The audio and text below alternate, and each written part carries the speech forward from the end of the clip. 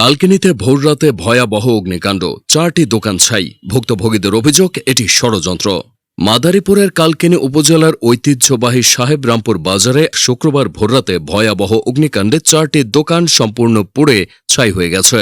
শুক্রবার ভোরের দিকে ঘটে যাওয়া এ ঘটনায় Tanjima paint and hardware, Saddam hardware সহ মোট 4টি দোকান আগুনে সম্পূর্ণ ধ্বংস হয়।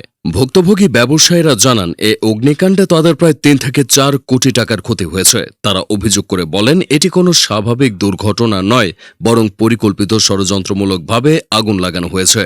তাদের দাবি, ঘটনাস্থলের পরিস্থিতি ও আগুনের দ্রুত ছড়িয়ে পড়ার ধরন ইঙ্গিত করছে যে কেউ উদ্দেশ্য প্রণোদিতভাবে দোকানগুলোতে আগুন দিয়েছে।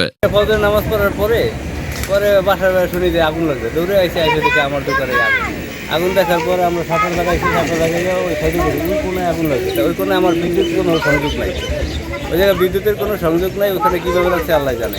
স্থানীয়রা জানান, আগুন লাগার পর মুহূর্তেই দাউ দাউ করে জ্বলে ওঠে এবং ফায়ার সার্ভিসের গাড়ি বাজারে পৌঁছানোর আগেই দোকানগুলো ভস্মীভূত হয়ে যায়।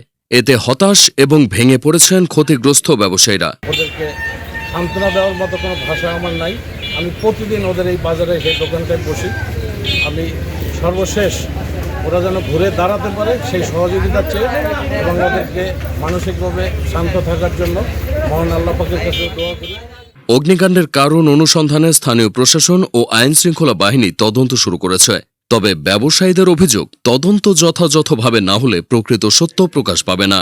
বরিশাল.নিউজ।